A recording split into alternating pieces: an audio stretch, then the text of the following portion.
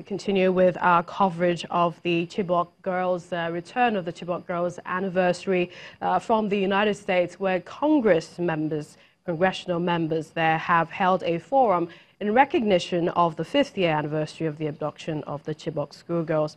Well, at that forum, which held in Washington, members highlighted the importance of education. One of the schoolgirls who escaped from Boko Haram captivity, Patience Bruce, was also present at the forum. Our correspondent in Washington, Maria Bird, reports.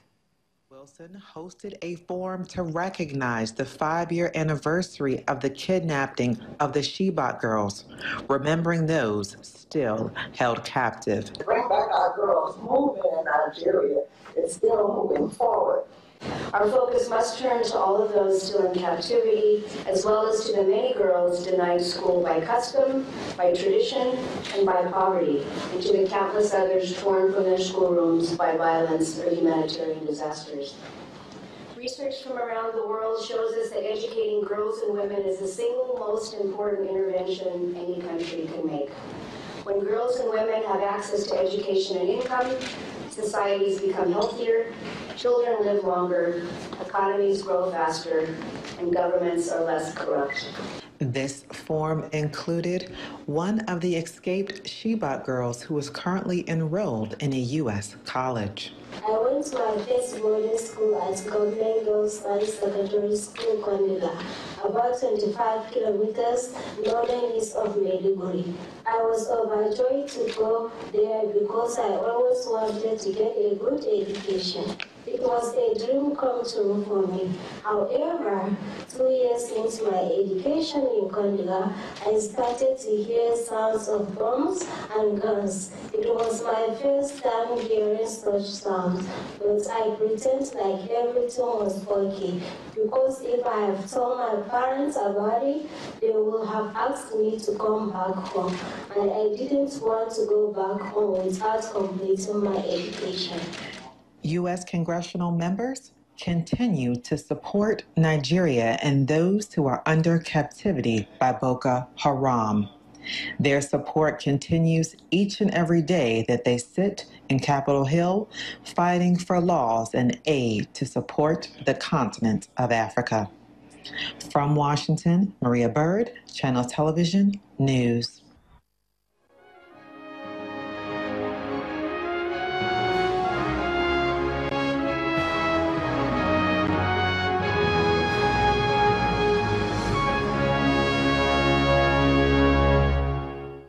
Pope Francis today led the world's Catholics into Holy Week commemorations ahead of Easter with a call to the Church to be humble.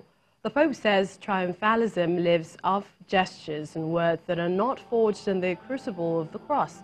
It grows by looking askance at others and constantly judging them. Pope Francis was leading a procession across St. Peter's Square amidst tens of thousands of people waving palm and olive branches. He was accompanied by dozens of bishops and cardinals.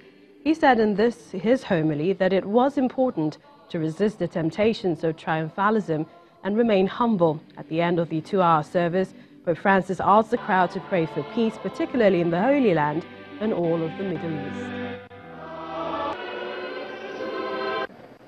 Benedicat vos omnipotens Deus, Pater et Filius. Christians in Nigeria have also been celebrating Palm Sunday, marking the triumphant entry of Jesus Christ into Jerusalem. The day marks the beginning of the Holy Week, culminating in the commemoration of the death of Christ on the cross on Good Friday, and precedes Easter Sunday, which commemorates his resurrection. One of the most significant ceremonies is processions by various churches, with members waving palm fronds reminiscent of Jerusalem's residents laying palm leaves on the street for Jesus.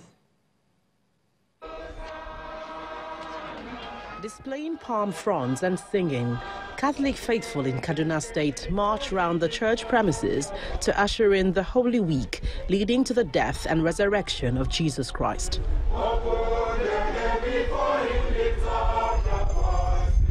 The Bishop of Kaduna Archdiocese describes Palm Sunday as a solemn day where Christians honor their Savior and reflect on the sacrifices he made.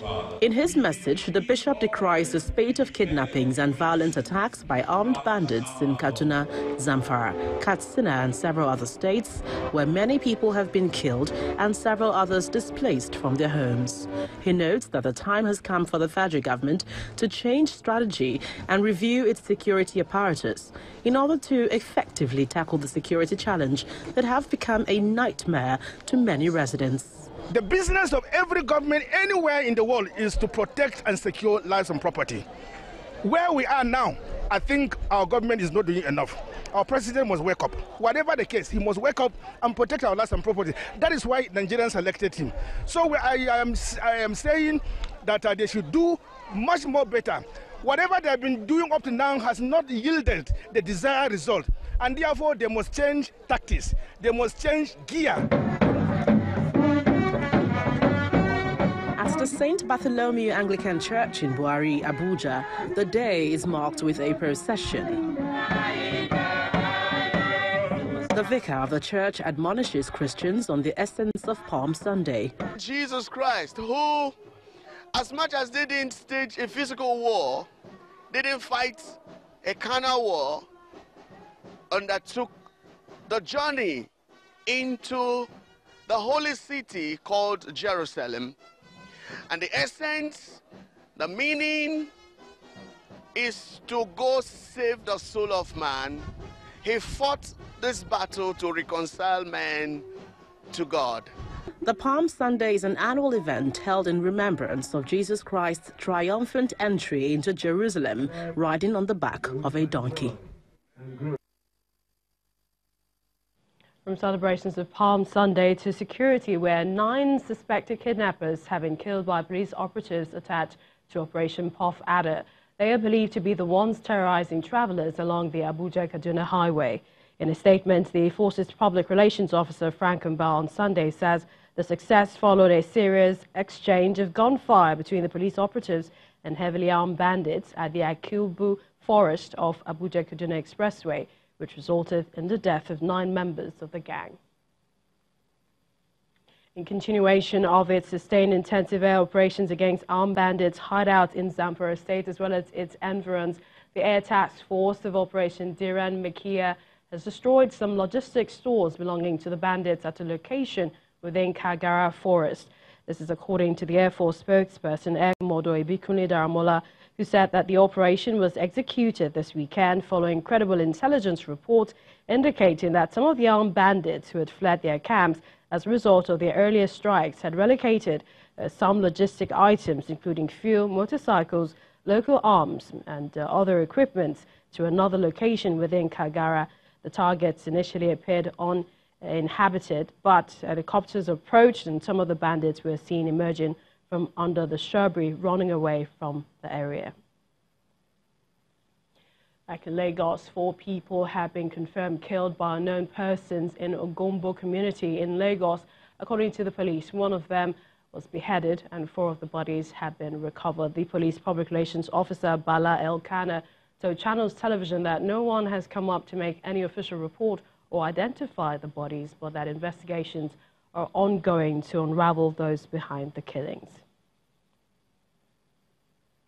Still in Lagos State, the police command has arrested 5 of its officers allegedly involved in the shooting of 2 youths in the Olodia-Papa area of the state. The officers are being detained on the orders of the Commissioner of Police, Mr. Zubairu Muazu, while an inspector of police has been declared wanted in connection with the incident. Well, others arrested, we hear are Inspector Adamu Usman, Sergeant Adeyeye Adoye, Sergeant Kashim Tijani, Sergeant Loki Akigwe, and Sergeant Paul Adoye, while Inspector Dina Ojo, who allegedly escaped immediately after the shooting, has been declared wanted by the command.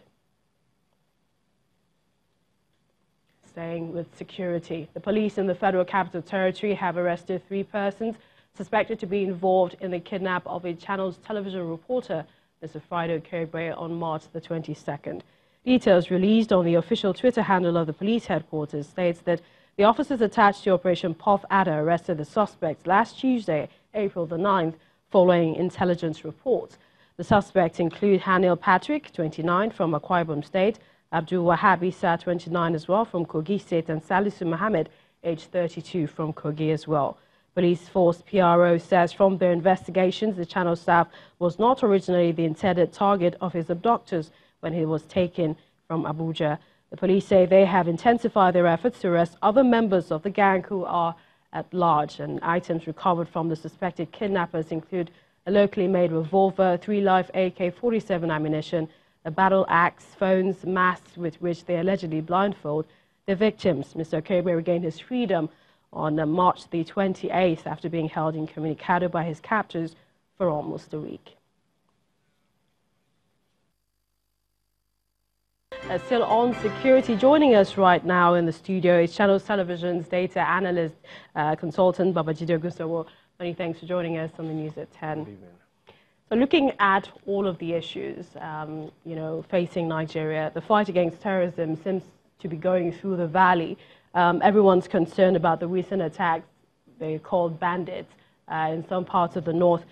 Is there really anything that security agencies are overlooking and should be doing? The first is we call them bandits, and let's reflect on what happened over 15 decades ago. On the same day, April 14, 1865, Abraham Lincoln was assassinated. And so while that happened, the politicians called it an assassination, but majority of the American citizens called it an act of terror, not assassination. And so today we have a new word, bandits. Are they really just bandits? Consider this. If I hold on to this sheet, what would you say it is?